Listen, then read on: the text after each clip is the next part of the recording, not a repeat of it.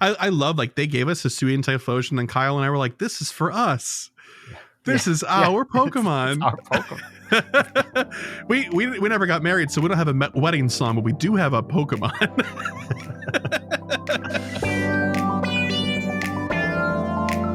You're tuned into the GOCast podcast, your one-stop shop for updates, news, tips, and community in the world of Pokemon Go.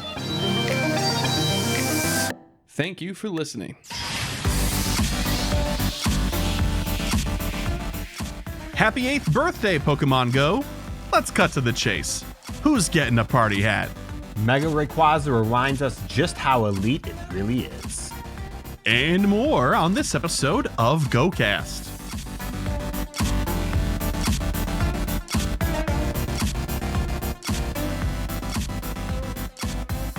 Hello and welcome to the GOCast podcast, episode 287. It's June 18th, yet a Tuesday. I couldn't say another because it's been a minute, but it's a Tuesday evening. I'm your host, Chris, and as always, I'm joined by my co-host, Kyle. Hiya. How you doing, Kyle? I'm okay. Glad to be inside. That's right. Inside with air conditioning, no windows open. You don't want that flood of humidity coming in and ruining your day. Oh my goodness. Phooey, it is sweltering out there, isn't it? Yeah, too warm. Too warm. You know, I often wonder if there's somebody who listens to this show that's just like, I kind of wonder what it's like in Chicago this week. And so they listen to the first like 3 minutes and then they just leave because we mention the weather pretty much without fail each time. It's Chicago. How do you mention the weather? How do you mention anything without mentioning the weather in Chicago? It's true. It's that lake effect, baby. That's right. It's not the heat that'll get you. It's the humidity. That's right. All that. I mean, stuff. my friend in Arizona is over here like, I'm going to play golf today. And I'm like, what's the temperature? He's like, it's 102. But it's a dry heat. It's a dry heat. But it's a dry heat. Yeah. So. Also, they're built different out there. Built wrong, but they're built different, you know. Gosh, anyway, we were not meant to handle that amount of heat. But let's talk about what we were built to handle, which is very clearly Pokemon Go. We set some goals last week. This was over the course of the weekend, which had for us, oh geez, what was the name of this event? Not Smoldering. That's the new one. Spelunker's Cove. That's what it was. Yeah, that's Spelunker's right. Oh my goodness. Cove. Yeah. So, Mr. Kyle, you wanted to have some buddy progress. Were you successful? I was. Excellent. Very close for my Typhlosion. Ooh, sort of. Boy. Oh, it's going to be just in time for Cyndaquil Community Day Classic, huh? He's already level 50, but yeah. Well, I mean, you got to have just a guy to walk around with. That's nice. It's nice. All right. So there's one. What about 300,000 experience? I did do that. It's another best buddy. I've got not best buddy, best friends. They're racking up very slowly. Very nice, very nice. And then last and arguably most importantly, more inventory cleaning, both Pokemon and item storage. You know, I failed. I didn't do this. I totally forgot that I'd set this goal for myself. My inventory is still a mess. I remember the other two. And then I sat down and I was like, yeah, I'm not doing that now. I cannot be bothered. Yeah, I definitely need to do that though. It's beginning to be a problem, and we only have like 2.5 weeks. Yeah, Not really. even. Honestly, yeah. Speaking of, by the way, for those of you that are going to be in New York, we just figured out where we're going to be on Saturday night, so I can start building that webpage and put it out for y'all real soon. So our Saturday night meetup is going to be at an Irish pub in the Upper East Side, a little bit closer, actually, infinitely closer to the park than the spot we chose last year, which was a wonderful spot, but it was on the west side of Manhattan, so it was kind of far. So hopefully this year, more appealing, more details about that to come. All right, so 2 out of 3 for you. To bring it back to goals, that ain't bad. That ain't bad at all. For myself, I wanted to finish the timed research. I did do that. I wanted to hatch 50 eggs. I did that and more. I wanted to get 1 shiny Cabrawler. I did not get a shiny Cabrawler. No, not that surprising. Who could have guessed? Yeah. Honestly, though, I checked as many as I possibly could. I have this feeling that they were less common than the Emolga were for the Stadium Sites event. I did not see a large number. That's true. Yeah. But my last goal of 2 other shinies, I did that 2.5 times over. Oh my god! What? I got 5 shinies this week. Yeah, just in the wild. I got 1 Voltorb, which I caught like almost immediately after we stopped recording last week. 2 Chansey, a level 1 shiny Lickitung, and a shiny Alomomola. Hey, that's a fun one. That's a cool one. I think the Alomomola is the one I'm hype about. The rest I could probably leave them, to be honest with you. This depends. Did you get a shiny Alomomola at 2021 GOFest? Ooh, that's a good question. And thank goodness I can look that stuff up rather easy. You said 2022 GOFest? No, 2021. No, mine are all from 22, 22, and then 24. Was that GOFest? No GOFest. It doesn't say so. So you didn't get them at GOFest. Okay. They were both in March of 22, 3 days apart. Must have been an event. Yeah, I mean, okay. Yeah. Anyway, that's interesting. But 3 out of 4 for me. So, hey, neither of us are perfect. But you know what's important is that I won. that's the takeaway, yep. I guess. Anyway, so that's it for our goals. We've got some stuff to talk about in the news. And boy, oh boy. We can't wait to dig in. So let's do it. Yo, what up? It's the news. Okay, we've got 2 things to talk about this week. One just came out Wednesday, information wise. This one we got the other day, and it's an event for a birthday, Pokemon Go's birthday. It's their 8th anniversary party. So we're going to dig into this. There's actually quite a bit to this event, and yet nothing at all. No, I'm just kidding. There actually is some stuff about here too. There's definitely some things for Kyle and I to get worked up about as veterans of the game. Don't get us wrong. But there are a few things in here that are pretty compelling. We'll get to all of it in due time. First of all, when is this anniversary event happening? It's starting on Friday, June 28th at 10 a.m. and it's going to run to Wednesday, July 3rd at 8 p.m. local time. So this is going to be in 2 weeks. This is right going right up until GoFest weekend, more or less. Debuts. New costumed Pokemon will appear during this event, and those Pokemon are Grimer wearing a party hat, and not to be left out of the fun, Muck wearing a party hat. That's cool. The party hats are fun. At least they're on new Pokemon. Additionally, Meltan. Remember Meltan? Oh my gosh. I scarcely remember Meltan. When you use the mystery box during this event, you might encounter a shiny Meltan if you're lucky. So shiny's back on for this event. And in addition, you'll be able to open the mystery box more frequently. Now, if all this is like, what the heck is a mystery box to you? It's something that you can get by interacting with it's the Let's Go, right? For Switch. Well, it's Let's Go, but they changed it. It's Home. If you interact with Home, you get one too. Oh, okay, great. That is so much easier. If you interact with Pokemon Home. Confident. If I'm wrong, someone yell at me, but I'm almost positive they changed that because Let's Go is like old, 6 years old at this point. Yeah, it's old now. Yeah. So if it's not just Home and it is through Let's Go, you'll have to find somebody that has that game, convince them to bring it out, and then do, I think it's a transfer back and forth or something like that. And then the mystery box is basically just like an incense that you get, and you can walk around with it, and it brings Meltan around. But it has a cooldown which is shortened during this event period. Yeah, 7 days normally. The shortened is 3, I believe, is what they usually do. I don't remember anymore because it's gotten changed so often that I am not confident in the least. So bravo to you for taking the plunge. That's what I think it is. I literally only ever do the Meltan box when the shiny is turned on, so I wouldn't be able to tell you. Yeah, exactly right. Do you still not have a Melmetal?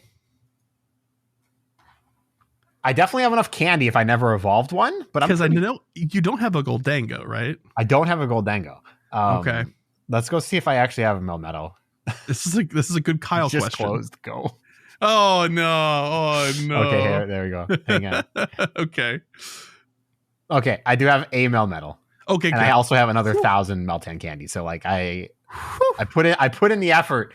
I just never cared.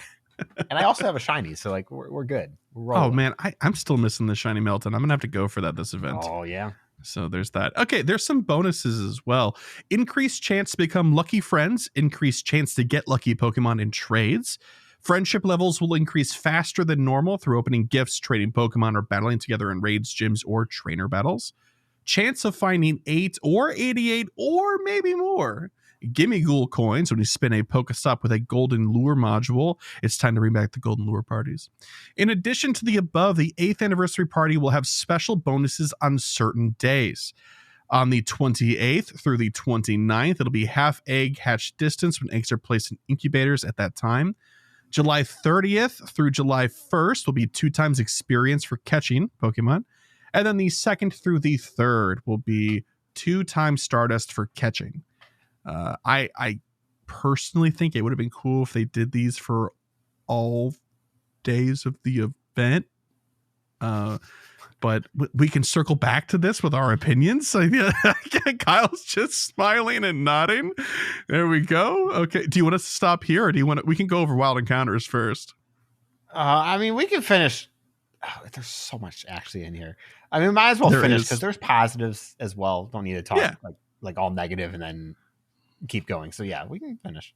Okay. All right. So in the Wild Encounter pools, you're going to be seeing some very familiar Pokemon, some very, very, very familiar Pokemon. Bulbasaur, Charmander, and Squirtle all wearing party hats. Pikachu wearing a cake hat. Grimer and Eevee wearing party hats. And then they are not hatted whatsoever. You'll be seeing Sprigatito, Fuecoco, Quaxley, and Alolan Grimer.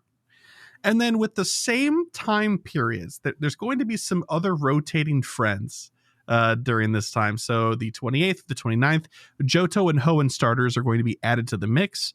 The 30th and the 1st, you will see Sinnoh and Unova starters. And then the 2nd through the 3rd will be Kalos and the Alolan starters.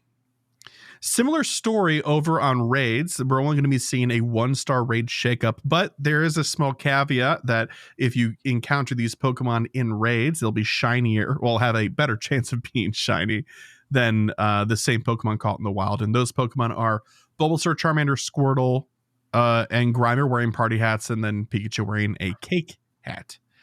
Yeah. Field research task rewards. You can get encounters with first partner Pokemon. That's starters. That the verbiage that they use officially is first partner, but we all say starters. We know what we're talking about. Or you could find some Mega Energy for Venusaur, Charizard, Blastoise, Sceptile, Blaziken, and Swampert. I don't want to malign this. I feel like this is actually kind of cool. People need Mega Energy, especially if they weren't around for when these first came out for their Mega Raids, because it's kind of hard to pull people interest-wise for Mega Raids. So this is a great way to do it. Have it in tasks. Yeah. There's also timed research. Complete tasks to earn experience, Stardust, and encounters with event-themed Pokemon such as, and these are the good ones with the hats, Raticate wearing a party hat, Nidorino wearing a party hat, Wobbuffet wearing a party hat, regular Meltan, and more. The first of 2 paid tickets. The first one is a paid timed research for 2 US dollar bills. Complete the event-themed research tasks such as spinning 8 Pokestops or evolving 8 Pokemon to receive the following: 1 incubator, 1 super incubator, 1 premium battle pass, 1 lucky egg, 1 rocket radar, 1 star piece, 1 incense, 1 poffin, 88,888 experience, and an encounter with Meltan. Now, is this good value for $2? Actually, yes. Yeah. Actually, yes. It is objectively good value. Yeah. For $2. This is pretty similar actually to how they used to value price things before they did this big economy shakeup. This is not bad if you're looking at it just like Kyle said, objectively. Not bad at all. Yeah, I'll buy it. So yeah, like if you want the stuff that's offered, it's very good. And who doesn't want one of everything? I mean, some people look at one of everything and see 2 things that they want. So that's true. And I mean, I look at this as a level 50 player and I'm like, oh, a lucky egg. Awesome. Like, you could say that lucky egg, rocket radar, and incense are not really actually worth anything. And then depending on how you feel, a Poffin is also not worth anything. I suppose. So it all depends on how you feel as a player. Like I certainly see Rocket Radar and see that it's a $0, even if I could buy it, even if I can pay money to buy it. You can buy Rocket Radars. Yeah. That's what I'm saying. Even if I can buy it, it's worth $0 to me in a bundle with it in it. Oh, okay. I see. Oh, because you can go out and get it for free. Yeah, you can just get more. Yeah, no matter how anything you do, you're not going to get an incubator, right? Yeah. Okay, that makes sense. I see what you're saying. Next up is the second ticket for US $5, or the equivalent price in tier in local currency. You'll be able to pick up a masterwork research story, Whispers in the Woods, which leads to an encounter with Shiny Celebi. Shiny Celebi originally appeared in Pokemon GO and the Distracted by Something Shiny special research story, and it's returning once more as a part of our 8th anniversary party. Once purchased, you'll be able to access a Masterwork research story, which are special kinds of research that are intended to be completed over a long period of time. Yada, yada, yada. We know. Masterwork research is very exciting. That's what that is to say. Tickets for this Masterwork research story will be available to purchase until Wednesday, July 3rd at 8 p.m. local time. That is to say, the end of that event period. So purchase it during the event if you mean to. Ticket holders will gain access to the Masterwork research story during the 8th anniversary party event. To receive the Masterwork research, you must open Pokemon GO at some point during that event period. And after you've received the Masterwork research, you can complete it at any time. This is not timed. You get to hold on to this. And so if you're the sort of person that gets value over having to work on a project and Go for a long period of time, this might be more compelling to you than it might be to other trainers. Trainers who purchase this Masterwork research story or have previously received the Distracted by Something Shiny special research story, either active or completed, can also enjoy the following bonuses for the duration of our 8th anniversary party event. Those additional bonuses are 2 times incense duration, 2 times daily adventure incense duration, and 2 times lucky egg duration. Those are okay bonuses. I think the daily bonus incense duration is cool, but now that Roar of Time is out, the stonks for these are a lot lower than they used to be. I mean, maybe for the top end player, but yeah. I think there are people who care about daily adventure incense who don't have millions of Stardust to burn. So true. Yeah, that's fair. I think that's true of every category, that there is a version of a player that wants to do this but has no Stardust. Yeah. Like that's a good bonus for people who want that. That is, it's unrivaled because the only other way to do it is War of Time, as you said. Yeah, that's fair. Wrapping it up here, there's going to be a web store anniversary box that is going to be offered 3 remote raid passes, 1 incubator, and 3 premium raid passes for $4.99 US. Means you can't buy it with coins. You got to buy it for the dollar price.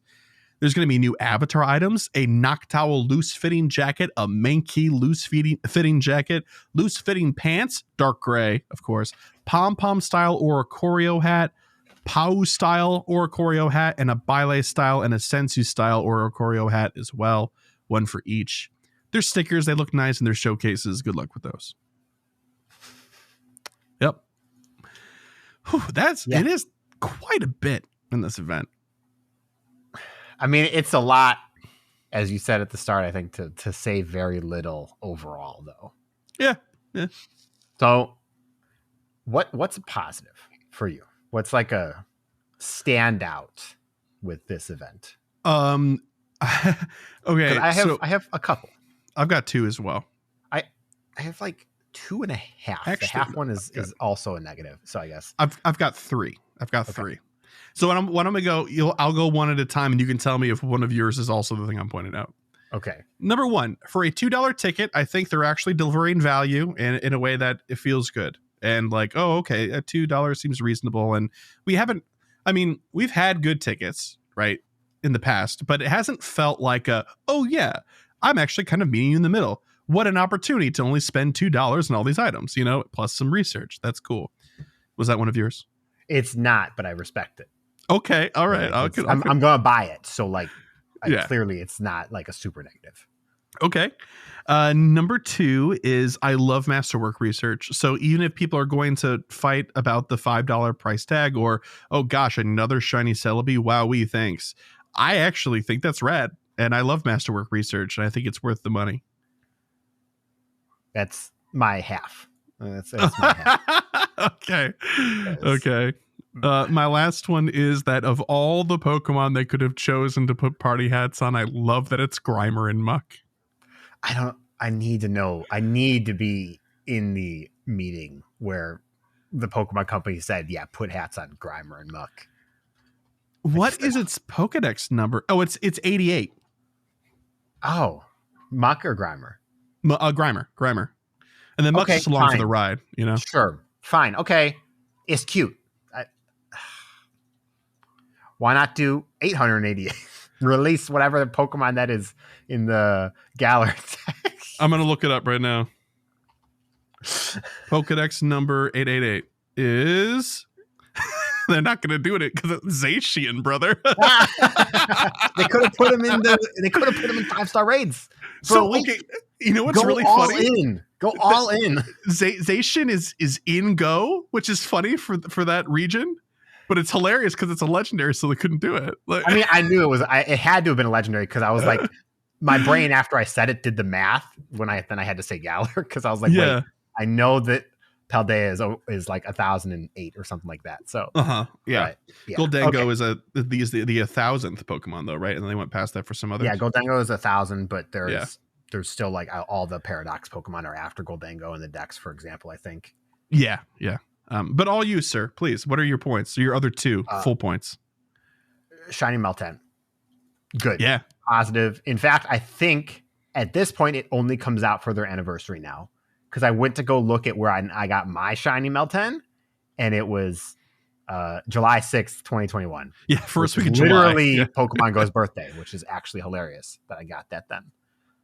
So that's one. What was the second thing I had to say? Good Lord. I know you love first partner Pokemon in the wild, so you got to be stoked on that. No. The increased lucky friends and lucky Pokemon. That's a great bonus for people who do trade. I think that's really good. Those are my two like positives that stand out here for me. Okay, so I love what we're doing and we're pointing out positives, and that's great. So I'm going to ask you, if you had to pick one thing that you were unhappy with at this event, if you could change something about it, just one, what would it be? Only one thing. You have to pick one. I'm sure you have other things. Can I like group something into one thing? Yes, it's probably the same thing I'm also upset about. It's not. You already mentioned it. Oh. Because I'll let you say that one because it's also on my list. But if I had to pick one, these 3 days of one thing happening each day, cut it completely out. I don't care what you do instead. Just get rid of it completely. It's not interesting and it's only frustrating to have a 24-hour window to take advantage of a bonus. I hate it. It's awful. Make all 3 of these bonuses, half eggs hatch, 2 times experience, 2 times Stardust. Just make them for 3 days. It's not even that long. And then do what you want with the starters. I cannot care less. Well, surprise, Kyle. Actually, that was also the thing I was going to say. Really? Okay. Yeah. Okay. What did you think I was going to say? I thought you were going to talk about just the starters spawning in general. Oh, no. They got hats on. It's fine. Whatever. If you get the shinies, it's cool. But I mean, the starters spawning in the wild is frustrating because, as we've been saying for years, the problem with it is that the base catch rate is more difficult. You end up wasting a lot of resources trying to catch these Pokemon on the regular, especially if you're running a plus. You won't catch like anything. If catch rates are not increased for this event, this is literally like an F tier event in my eyes right now. I'm gonna operate under the assumption that they're gonna be better because oftentimes they make them better. Yeah, but not always. They do. So they do. If we get to this event, because we're gonna be busy with GoFest preparing and stuff like that, probably won't talk about it. I'm letting you know my thoughts now. If you don't have boosted catch rates, it's probably like my my most hated event almost ever, if that's the case. Oh my gosh. I saw the news for this event and it just makes me so angry. And not like, oh my God, I hate Go. I hate this event so much. And I play a lot of mobile games. It's a problem I'm trying to actually cut back actively. Okay. Anniversaries generally serve two purposes. One, they get new people to come back to the game or come to the game, or old people to return to the game. And two, you reward people who actively play your game a lot. A game, there is no reward here for like anybody who's playing it. It's really good for new players and returning players who want to get all starters, because that's good. A lot of people like starters. I don't need them as a returning player, so it's kind of really frustrating that there's not even like a chase or something special if you don't like hats. Sure. Yeah. And then the only actual bonuses you get, you have to pay for. And I think that's the standout for me. Yeah, I think I'm less sour on this event now that we've spoken about it in favorable light in several different places. I think you're right. If they adjust the catch rate for the starters so that it's reasonable, I think this is actually completely fine. Yeah, I mean, like with adjusted catch rate, it's a C tier, maybe B tier event, but it's an anniversary. I'm supposed to be jumping for joy at anniversary events. Like that's my a gacha game I just played had its 10th anniversary. It was the most insane thing I've ever seen for the game to do. It was crazy, and the game is not dying. It is still on like the top charts for the App Store. So like, wow. Yeah. And I don't know, when I see an event like this, I'm like, I'm not excited to be playing during the 8th anniversary. It's more exciting that GoFest is happening at the same weekend. But that's true. That is true. Not everybody doesn't get to do that. I'm lucky in that regard. Yeah. You make a good point. Yeah. I haven't played nearly as many different mobile games as you have, but I've played a handful. And you're right. Across the board, anniversary events have been more like, hey, here's like $20 worth of stuff for free in your mailbox. Yeah. Like, I don't know. Yeah. Give people raid passes. Like, it's just such a common thing. And like, yeah, you know, I said earlier, there's not something for hardcore players to chase. There is Shiny Meltan, which is fair. But again, if you've been playing a long time, that's not an appeal to you. I mean, also the shiny costumed Pokemon, right? Like the new Grimer will be shiny. But yeah, but I already said, if you're not interested in hats, if you're interested in hats, it's very easy to appease you. No offense. So it's okay. There's always going to be something for you. Masterwork, yeah, true. Masterwork research is also pretty good. It is, but like I said, players. There's no benefit if you don't pay for it. Pay for it. Not what you want from an anniversary. I think that's true. I didn't talk about the Masterwork, but you did. It's kind of weird. Like, not the fact that it's a Masterwork, but the fact that here's Shiny Celebi, I guess, a second time. Obviously, this is heavily controlled by the Pokemon Company. Let's get this very clear here. It's not Niantic's doing.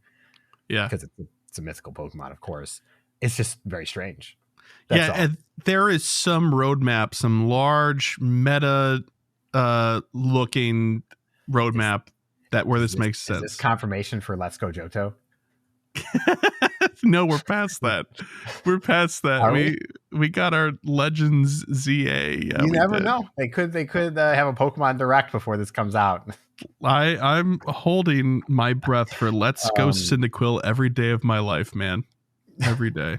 But yeah, I don't know. I definitely, because I already have Shiny Celebi, feel less inclined to buy this. Yeah.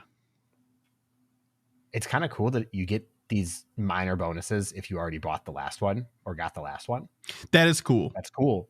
It's so bizarre and it's so unlike anything else they've done, but it makes sense because it's basically the same thing. Right. So that's cool. That is neat. It wasn't $5. This is the type of thing. You know how you fix this event entirely? Make that free. Make that free. You log in during the 8th anniversary, you get a Masterwork research for Shiny Celebi. You don't get Shiny Celebi. You still have to work for it. Mm-hmm. But you get it for free. That's a reward for people who play a long time. That's the reward for people for playing during your 8th anniversary.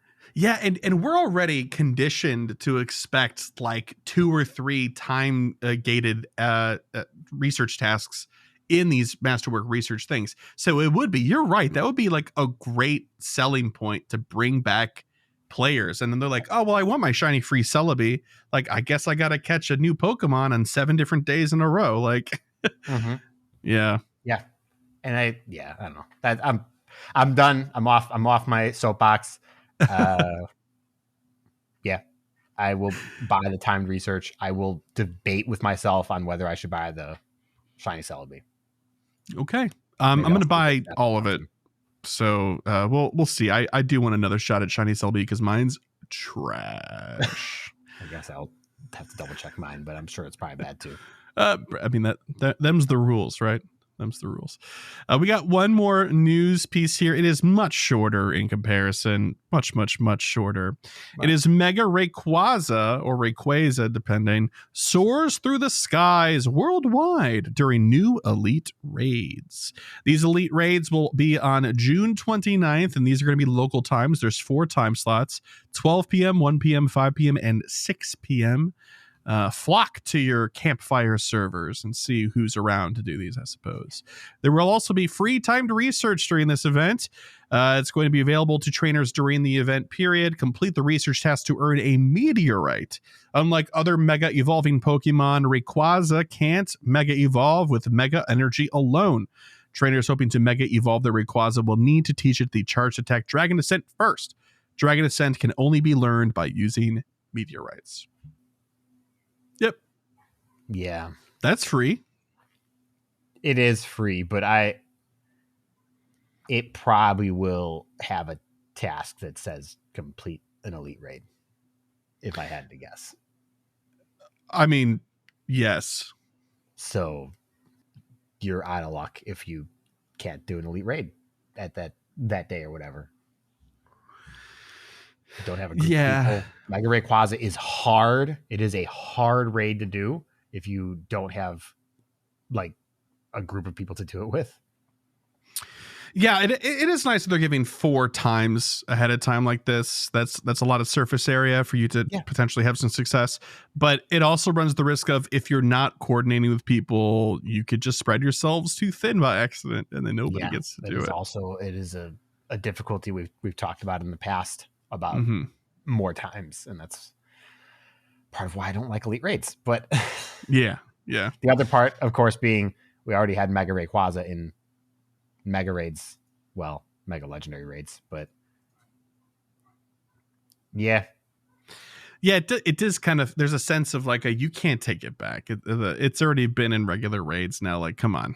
Like, I think the strange part for me is that the whole appeal was that it is going to come back and you could do Mega Rayquaza raids and you'd have a very low chance of getting a meteorite, which is fine. Okay. Very low chance. It's like less than 1% from what we've seen. So it's not really feasible, but you can have a chance.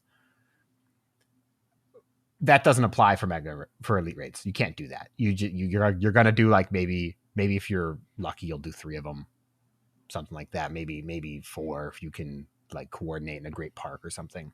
Mm-hmm. And then you get your single meteorite from doing a timed research. Like it's cool that the timed research is guaranteed. That's great. But being in elite raids feels bad. Yeah, this is great, except for the elite raid part. Yeah. I know you can't, I know they're not going to do it. If it was just a 3-hour raid day or something, it probably would have, I think it would be better. They would have made so much money, Kyle. They would have also made so much money, which is why they have to hold it for select times. This is a test.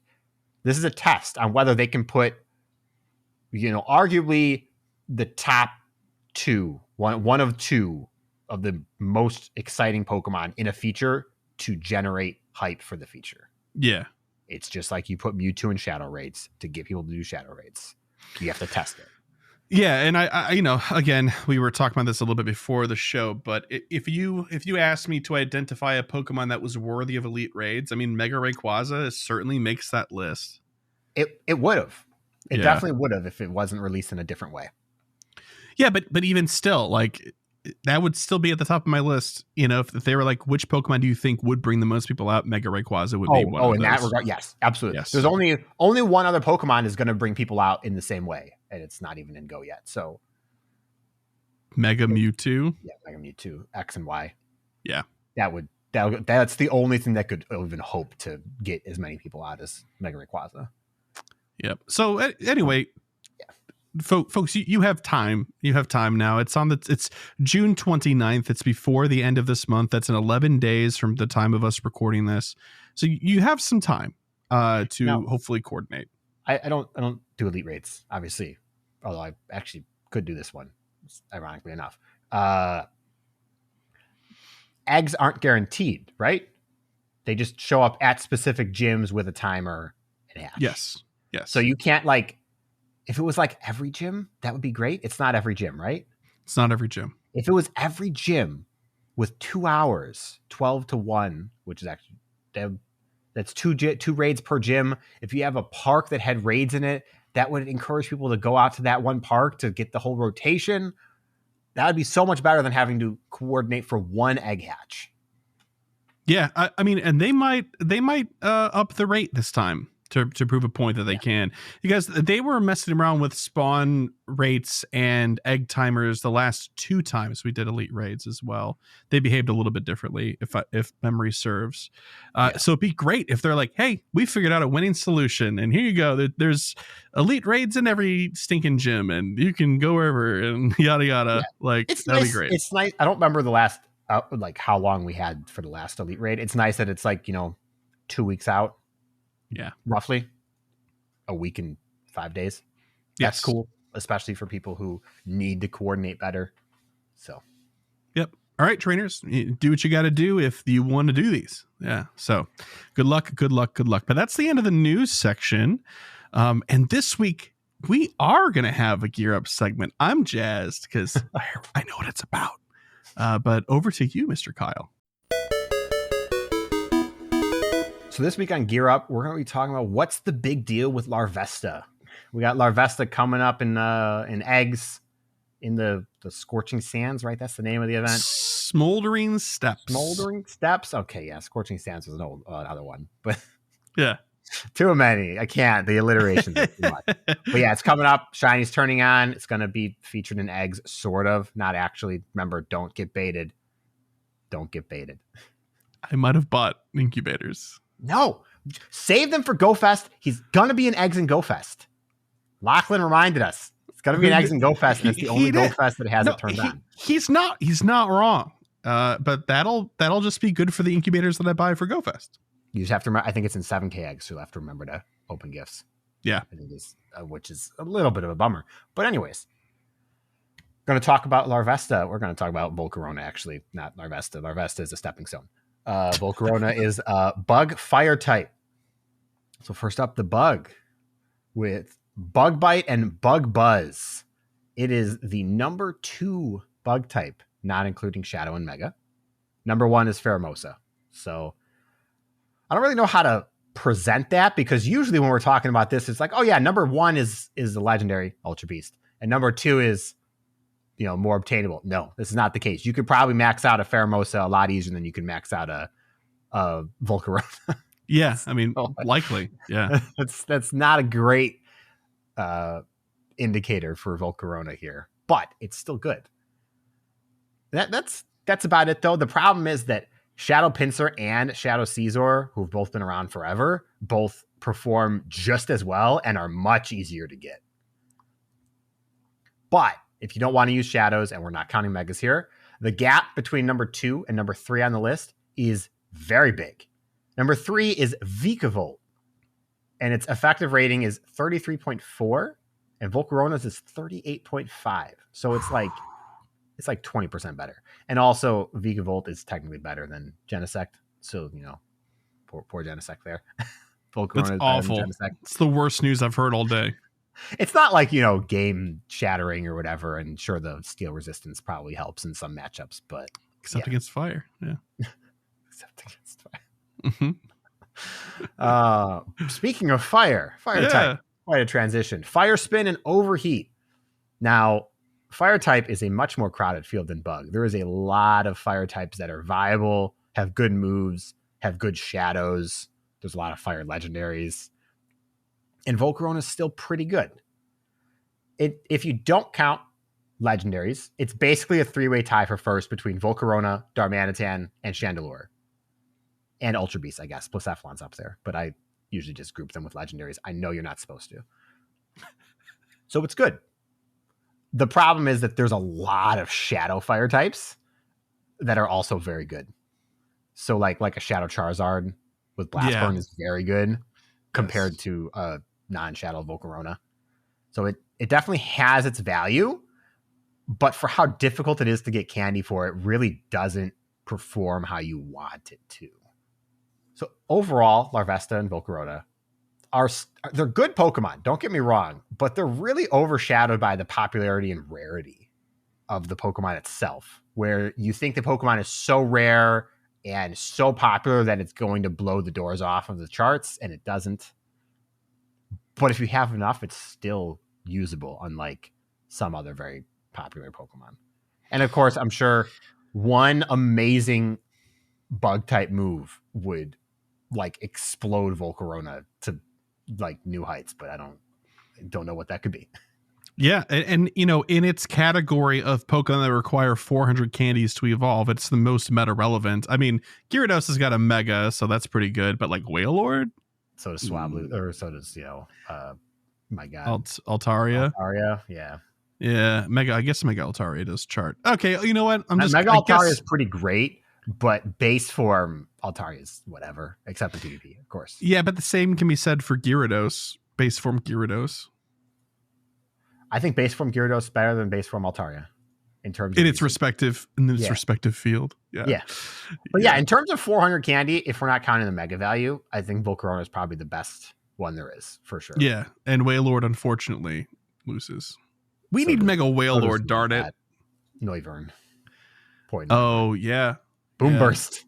Boom burst. Oh, bring it a full circle. All right. Okay. Boom burst. That's Larvesta. All right. Thank you very much, Mr. Kyle. We're going to take a short break here, and when we come back, it's going to be more fire. And welcome back. This week, I'm abusing my power of the person that writes the notes, and we're running it back with Cyndaquil, baby. We certainly are. So this week, we're talking about Cyndaquil, the Fire Mouse Pokemon, and Quilava and Typhlosion, the Volcano Pokemon. First up is Cyndaquil. Cyndaquil is the best Pokemon ever made. Oh, sorry. Cyndaquil is a small bipedal mammalian Pokemon with bluish fur on top of its body and cream-colored fur on its underside. Its eyes are usually seen closed, except for that one frame in the anime, which is hysterical. And it has a long, thin snout. Its arms are short, but its legs are slightly more developed and have a single nail on each foot. On its back are 4 red circles that can erupt into flames. When the flames are burning, its back has the appearance of being covered in spines. Cyndaquil is capable of defending itself using these flames, and the fire grows more powerful as it becomes angry or defensive. Cyndaquil's firepower is described as being tremendously powerful. However, if it is tired, the flames are not able to burn properly. It is usually timid by nature and often curls into a ball when intimidated. Due to this, Cyndaquil prefers staying hunched over. Though rare in the wild, it can be found living on grasslands. It has been recently seen living in the terrarium of Blueberry Academy. As mentioned in Pokemon Sleep, Cyndaquil is known to usually sleep curled up. On rare occasions, it will spout flames from its back while sleeping. So don't startle it, I suppose. Next up is Quilava. It's like Cyndaquil, but taller. Before a battle, Quilava turns its back so its flames face its opponent. It battles using these intense flames in combination with gusts of superheated air. Its own fur is non-flammable, which protects it from other fire attacks. Quilava tends to be rare in the wild, but can sometimes be found living in grasslands. When exposed to the mysterious energy of Mount Coronet and Hisui, Quilava's evolution is altered, gaining it the ghost type as it becomes Hisuian Typhlosion. As mentioned in Pokemon Sleep, Quilava's flames on its back blaze brightly while it sleeps. Nice. Last, Typhlosion. Typhlosion is capable of making anything go up in flames when angered and creating explosions by rubbing its fur together.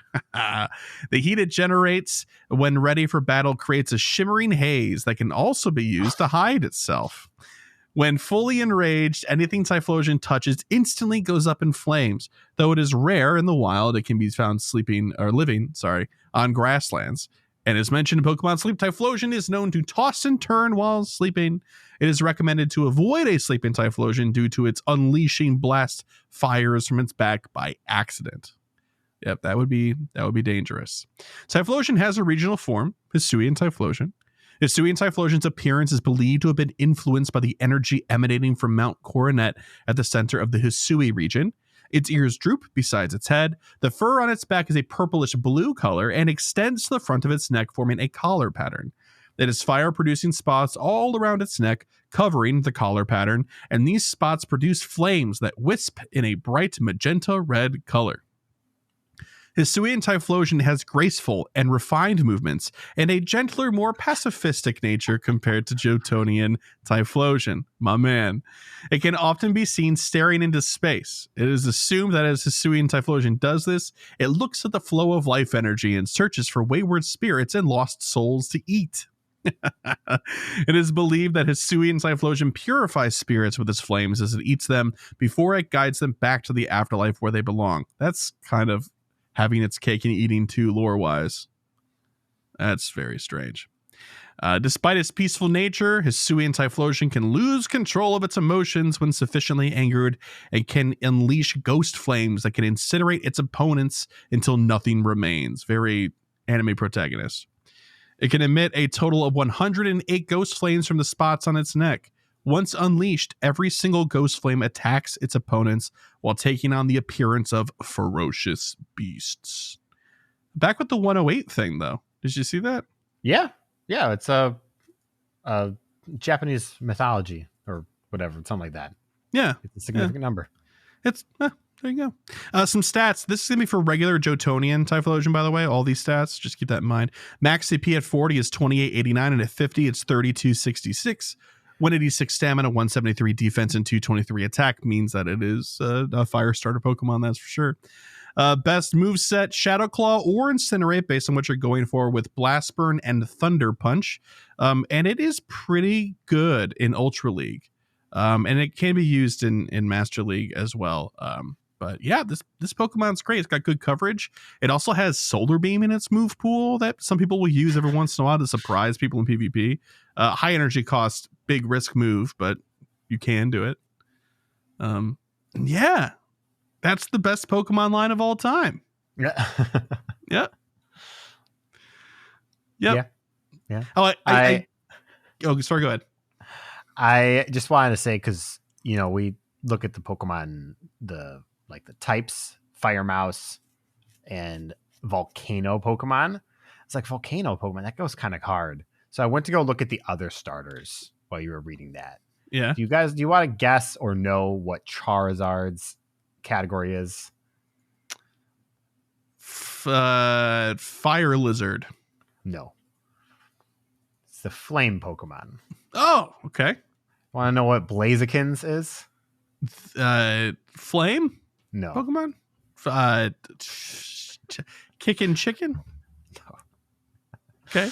The Torchic is the chick Pokemon, so there's that. Yes. But, Yes, it is. Blaziken is the Blaze Pokemon. Oh. You want to know what Infernape is? Because that's when I stopped looking. Fire Monkey. No. It's the Flame Pokemon. Oh, okay. So Typhlosion being the Volcano Pokemon is pretty cool. Like, that's a cool category for what little that's worth. Doesn't he share that with Entei? Probably. I don't know. You can totally find out because there's a whole list. We'll go see. I'm pretty sure Entei is also the Volcano Pokemon. Nope. Doesn't look like it. Unless, oh yeah, okay. It is. It is Entei. They're not grouped by name. It's just nice. Are there others besides those two? Nope. The next ones on the list are Volcarona and Volcanion, because I only typed in VOL and CA. Okay. Got it. Awesome. Yeah, man. I stinking love Typhlosion. And although keeping with tradition, Hisuian Typhlosion's category is the Ghost Flame Pokemon. Nice. Got to take it back to the flame base. That's right. Yeah. I love Hisuian Typhlosion. Typhlosion is okay. It definitely should have its flames on all the time. But it definitely should. I love, like, they gave us Hisuian Typhlosion, and Kyle and I were like, this is for us. This is our Pokemon. It's our Pokemon. we never got married, so we don't have a wedding song, but we do have a Pokemon. Oh boy. Yeah. Okay. Well, that's it. That's it for Pokélore, which means that, oh, hey, it's Poké Poll time. Last week's Poké Poll was, what Shadow/Apex Pokemon would you love to see added to Pokemon Go and why? First response from Sarah Lore, and they said, okay, this is a weird one. I feel like it is crossing the streams a little. I would like to see the Ultra Beast get the Apex treatment. In particular, Guzzlord. Not only would it look great, but also a boost with a more powerful attack might be interested in GBL. And let's not forget how great the shiny will be with glowing red eyes. Hashtag Guzzlord for the win. Ooh, Shadow Guzzlord. Shadow Ultra Beasts. It would be so cool. And they'd have to address the problem of Stakataka, and I think they're not prepared for that. Why? Wait, what? Why? Which eyes are red? Oh yeah, that's right. I forgot. I don't remember what Pokemon it was where everyone was like, which ones are its eyes, and then the shadow came out and the eyes were not what people thought. Is it Belly Bolt? No. It's an older Pokemon. It was before Gen 9 came out. I don't remember what it was.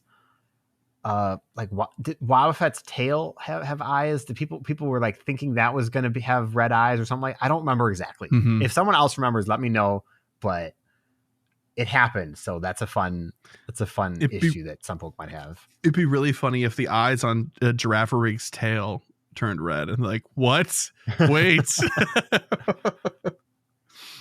All right. The next response from Lemurio. They said, if it can be any shadow Pokemon, even one not in Go, the answer must be Snom, because it's an excuse to have Snom in Go.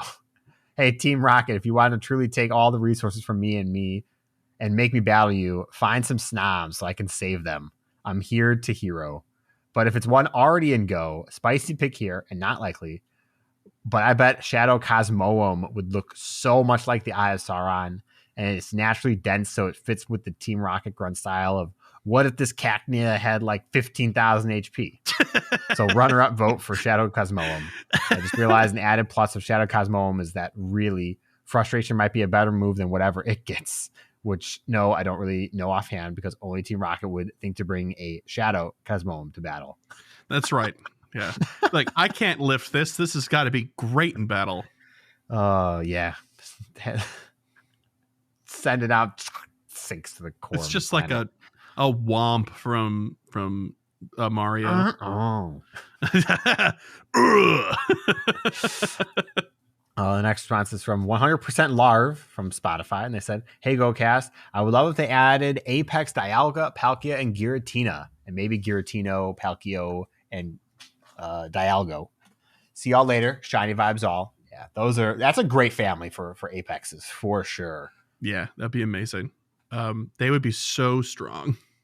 Oh, yeah. Yeah. Get a Roar of Time Plus. And that would be a Dialgo. Or when you purify it, Roar of Time plus. Oh man, it's like for every 1 million Stardust, it extends this bonus for a month. Like, last is from Derek Arwin via Spotify. They said, not sure what the plan is for Shadow Mythical Pokemon, but I'd like to see Shadow Deoxys.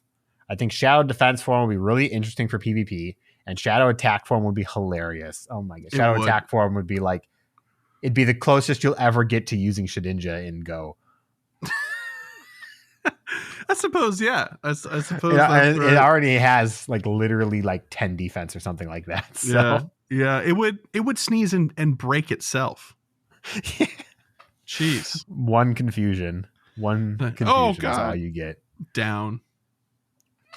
I'm really curious, somebody who knows how to sim things better, Shadow Defense form, whether it would be like really good because it's super tanky and gets a damage boost, or it would not be good because its main benefit is being super tanky.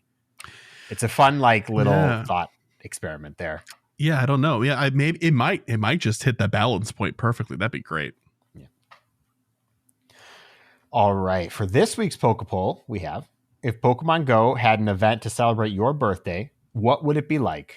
Featured Pokemon, bonuses, debuts, etc. All right, Chris, your turn. Yeah. I don't have to think very hard. I'm getting this. I'm getting Cyndaquil Community Classic. But if I were to further adjust it to my liking, it would be quarter hatch distance instead of the Stardust bonus. And then there would be an increased chance to hatch shiny Pokemon. Hatch. Okay. Yep. I don't think I'd want to debut. I'm very happy with just Cyndaquil coming back. You know, that's fine. I don't want to be too greedy. I mean, I sort of get my birthday event every October. Not gonna lie. Yeah, so, that's true. Anything that makes ghosts not like tied to nighttime is a great event to celebrate my birthday. Yeah, I don't need a feature. If they did a Ghastly Classic, that could be my birthday gift. Not gonna lie. Yeah, I mean, as much as I want to see Honedge in the game, that doesn't need to be to celebrate my birthday, because that's just but it's your icing birthday. On the cake. Yeah, but it's icing on the cake. I'm telling you, it's going to be in eggs, and I don't want it to show up in eggs.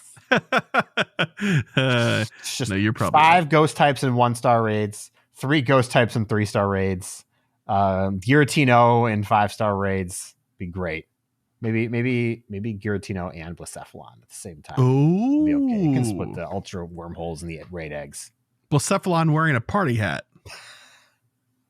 Giratina wearing a Blacephalon hat. Giratina with a 5-shaped balloon. That's it. No joke, though. For an event, I'd love another costume Gengar in 3-star raids. Yeah, I think the one that they did for the Halloween was very good. Not this last one. The first one with the like bolts on its neck and stuff, like it was Frankenstein. I think that was very good. I'd love to see an event with another costume like that featured. Now that you mentioned it, I'm surprised we didn't get the party hat one back with the anniversary event. We got that in Reno. We didn't get the Gengar. Yeah, it's a shame. Although they did say, actually, Hannah, I take that back. There might be hope for you yet, trainer. I'm talking to just you, Kyle. Where did they say? They said, and more. Timed research. Yeah. Maybe, so but I don't know. I feel like they'd say it. It's a big selling point, but maybe.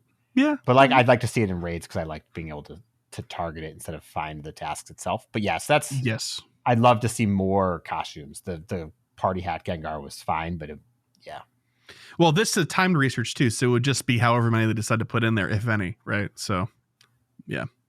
Cool. Well, if you, dear listener, have an answer to this week's Poké Poll question, which was, once again, if Pokemon Go had an event to celebrate your birthday, what would it be like? Featured Pokemon, bonuses, debuts, etc. All welcome, bonus points, all that good stuff. You can answer that question when we post it on our X account at GOCast Podcast. If you're a patron supporter of ours and you're in our patron Discord as a result, we have a channel dedicated to this. It's labeled Poké Poll. Who would have guessed? You could also respond to, comment on the video on YouTube. Hello, YouTube. If you're watching there, we do have a video version of this show. It goes up on YouTube. Please go subscribe. I'd love if you're ever. You can go post an answer there. If you're listening on the Spotify mobile app, you can interact with the episode directly. There is a Q&A tab, I believe. I think that's what it's called. And you can go in there and leave an answer. We pulled 2 this week from that pool to answer. So, it does work. I promise. But you can, of course, do it the old-fashioned way by sending us an email to mail@gocastpodcast.com or by calling our voicemail line, which is 262-586-7717. And speaking of emails and voicemails, Mr. Kyle, could you remind the good folks at home what's going on? It's time for emails. That's right. And another voicemail this week. And while this is from a Sarah, it's not Sarah Amanda, it's Sarah Lore. See what I did there? See it? We got a voicemail from Sarah Lore, so I'm going to play it. Hello, Chris and Kyle. This is Guyton, aka Seralor, from the GOCast Discord. I'm over here in Madrid, and I thought I would drop you a voicemail about my first day here. So I'm here for the Friday and a little bit on Saturday morning, and this is recorded on the end of the Friday. And I've had a fantastic first day. It's been a little bit hot, but really, really nice. And so I just thought I'd run through all the things. So I've been on a bit of a grind. I started raiding quite early on, about 7 in the morning, just to try and get in some of those raid shinies, and went to the centre of Madrid where there was a big central park. It was absolutely fantastic. Lots of tree cover, so didn't get too hot. Managed to go around, do lots of great raids, and do lots of great catching once everything kicked into gear. And then in the afternoon, I headed over to the area, this park that's a little bit more out of town, close to the airport. And that was a little bit less covered, more olive trees and open sort of groves everywhere. So you felt the heat and the wind a little bit more. It was a little bit harsher, but still pretty good. And I had a pretty good day, actually. I caught 36 shinies, which included, in some of my highlights, shiny Necrozma, though it did take 36, probably even 38 raids to get that. Shiny Guzzlord, 2 shiny Furfrou, shiny Pheromosa, and 2 shiny Crabrawlers. Now, more importantly, Hundos. I managed to get a Hundo Guzzlord, which was pretty good. I got a Hundo Amura and a Klefki. I also got a Hundo Necrozma. And you know what's even better than just one Hundo Necrozma? I actually got a second one. Whoa. So once I get enough fusion energy at some point in the future, I'll be able to fuse both of those. So that's awesome. All in all, really good day. A little bit hot here in Madrid, but all good now. Sorry for the long message. Thanks very much. This is Seralor, aka Guyton. P.S.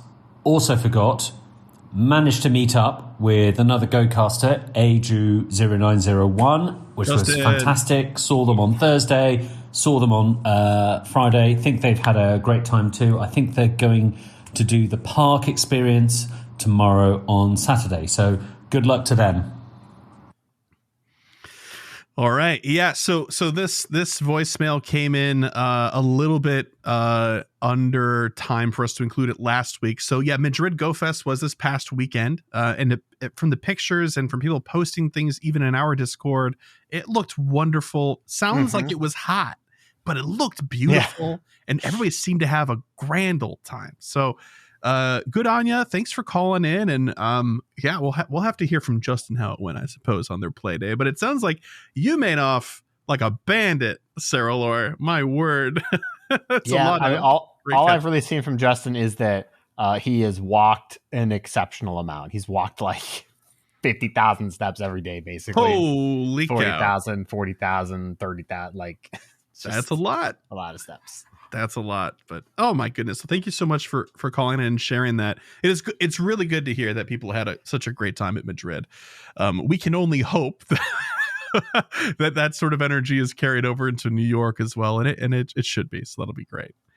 But we've got 2 emails here. We've got a shorter one and a longer one. I'll take the first email here. This one's from Ryan, and they said, "Hello, GoCast. It's me, Ryan." Hello, Ryan.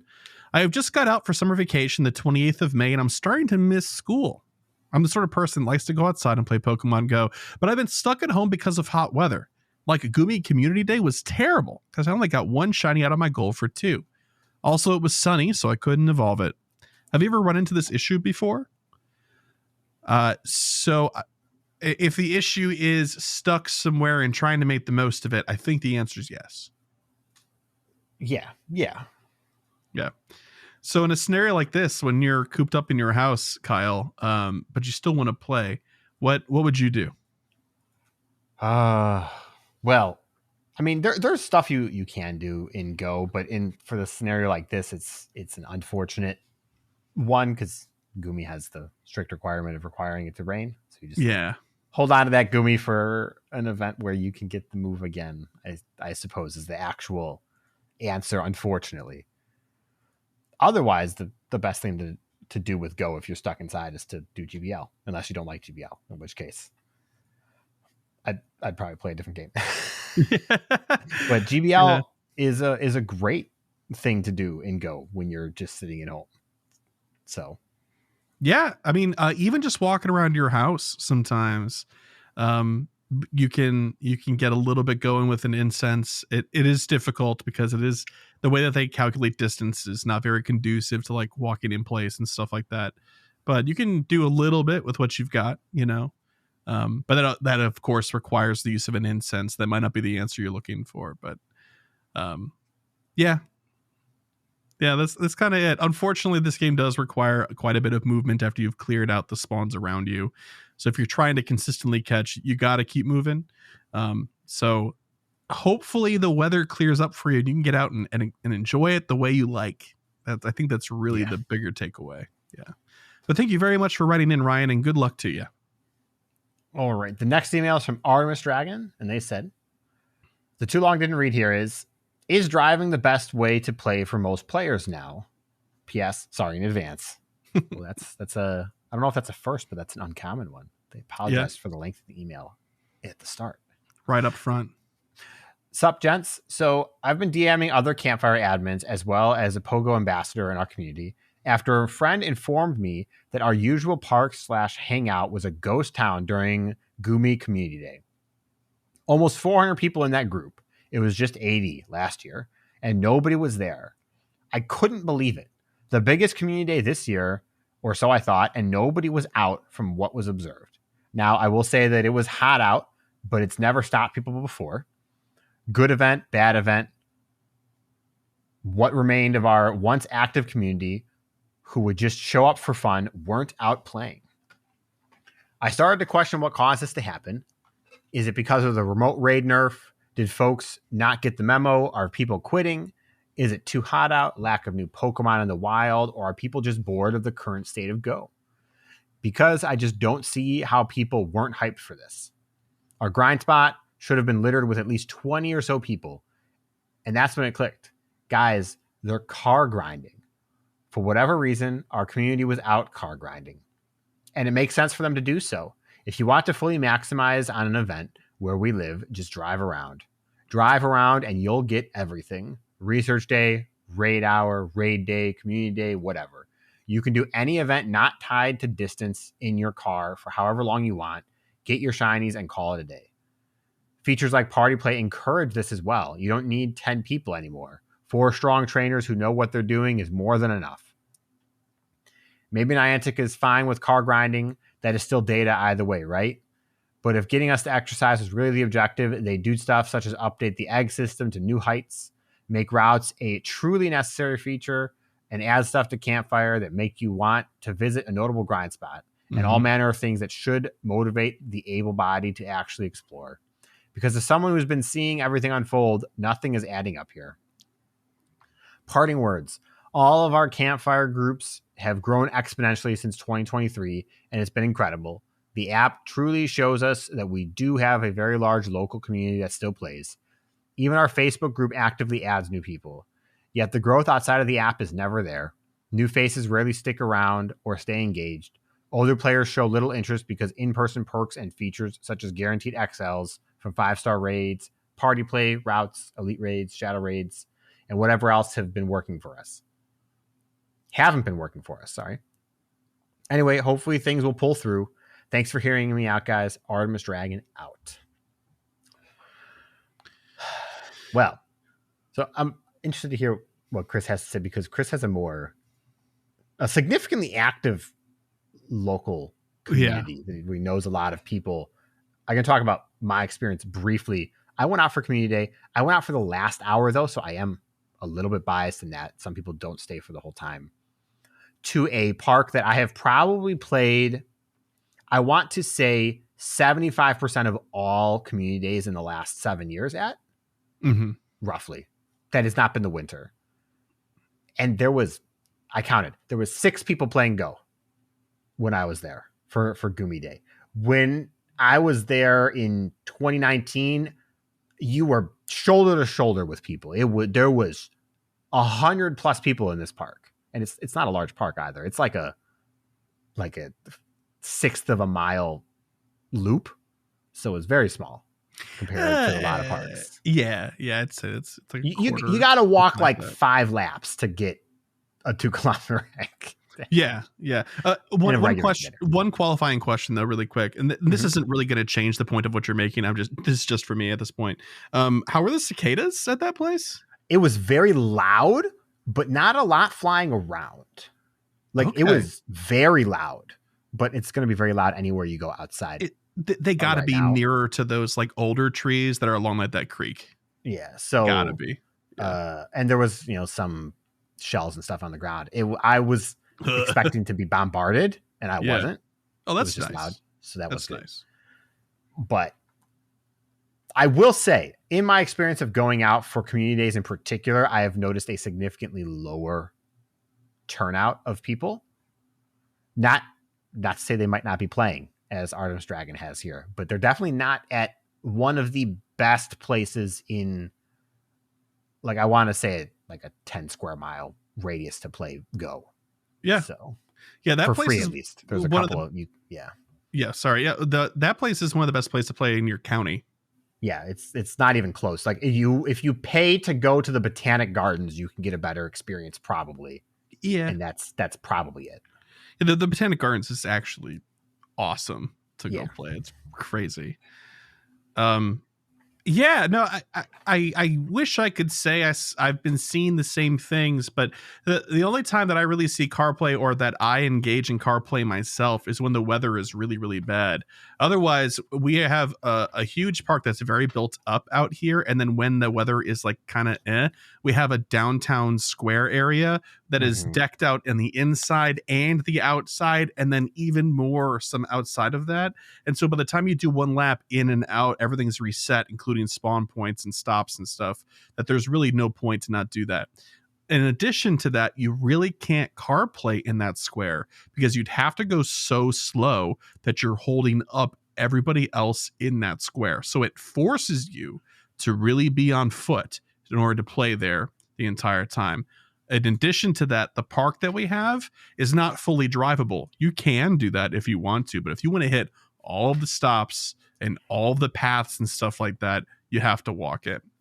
So I think that might help out a little bit, but I've been seeing plenty of people out in the park and on the square playing just fine. It is certainly less than before, but I see people that I recognize, and I see people I don't recognize on phones. And as you go past, you go, howdy trainers, and they say, hey trainers, whatever. Yeah, all that stuff. You sort of answered, but my question is obviously, a lot of people that play there. I know a lot of people that play there. Yeah. And how often do you see groups of people that you don't know? Like individuals, sure, obviously that's just going to happen. But like, it's always the same people. They're all like level 48 plus in that area too. The thing is that I'm seeing groups of people I don't recognize. Okay. But when I do see a group of people I don't recognize, it's usually like 4 to 6 people. Like they seem like they made a plan to get there and do that, which is comforting, honestly, as somebody who's a grizzled veteran. I think a thought. This is just a thought, because I obviously don't know why people behave the way they do. A lot of people are min-maxing or maxing their playing experience. And when you don't have the absolute best scenario where you don't have other alternatives, you're going to do what's best for you, which is going to be driving for most people. So I'm going to assume Artemis Dragon, you have a great place to play. As you mentioned, your usual parks as hangout. But as people get more and more exposed to other people playing the game and they see what other people do, they're more likely to go do that. Why should I go to my local park that I usually have a good time? I have a great time. I'm not talking about me specifically. I'm talking about a general player. And catch, 300 Pokemon in 3 hours when I can drive to each hotspot that I know and get 2,000 Pokemon in 3 hours. Right. it plays on the aspect that people are going to min-max the fun out of their game. Although maybe that min-maxing is what's fun for them. I don't know. But yeah. But this is tied to you're describing the rural problem though too, right? Yeah. Well, that's the thing though, is like it is a requirement in a rural scenario, but in a suburban or an urban scenario, like they have the option still, and that's where it looks like it's more of a problem than maybe it is for the game's health. I don't know if it's unhealthy. It doesn't match with the identity the game would like. Yeah. So, okay. So here's the thing that I'm thinking of the most here is that like you could drive in downtown Chicago, but you're not going to be able to do that and play. You'd have to hire somebody to do that. That'd be insane. So your best option for play is going to be on foot in this city, right? So that's big cities, easy peasy. We know that, right? But when you start getting, like you're describing, more and more rural, where you don't have sidewalks, and the best spot to catch Pokemon are spawn clusters in Target parking lots, then that's where you're going to see the deterioration of these in-person groups like this. Or if you're even in a suburban spot and you don't have a really committed community, like I'm blessed with out here in Woodstock, because they're voracious out here. They filled out the park. If you have a local park that's not filled out, driving around other places might be the way to go. Like, for example, when I car play, when it's like snowing or storming or something like that, where I go now is not the park that I'm sure you assume that I say I go to, or I would say that I go to, but I go to a local community college that's down the road from me. There's nobody there. I'm not holding anybody up. I can go as fast or as slow as I want to be, and it's safe. It's so soul crushing. It is very soul crushing. So soul crushing. Yeah, it is. But you know what? You get to hang out. It's tough with other people in the car because you feel compelled to talk. But if you're by yourself, it's not bad. We're getting a little bit off topic, but I'm so not like that when I'm actively playing. I can only go like an hour and a half of just listening to my podcast or listening to music before I'm like, I don't want to listen to another song or something like that. And play Go. Like I can listen to music all day, but the specifically and playing Go part. Yeah, I know everybody's different. Teach their own, man. Yeah, that's fair. But yeah, to address, I suppose, your observations, Artemis Dragon, it does sound like you're dealing with some sort of deterioration. And I think Kyle was sort of saying about like, hey, new players are coming in and they're learning how to play the best way that they can from other people.